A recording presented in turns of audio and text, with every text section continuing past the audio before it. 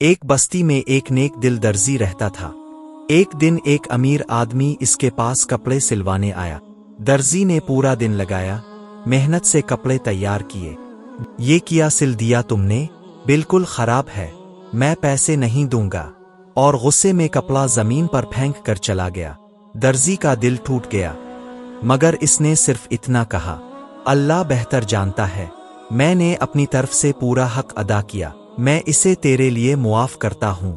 وہی امیر آدمی درزی کے پاس بھاگا آیا، کپڑے ہاتھ میں پکڑے ہوئے۔ میں نے کل غصے میں غلط بات کی۔ رات خواب میں ایک بزرگ آئے اور کہا، جاؤ اس درزی سے معافی مانگو، اس نے تمہارے لیے دل سے دعا کی ہے، اس دعا نے تمہاری بڑی مصیبت ٹال دی ہے، میں تمہارا قرضدار ہوں۔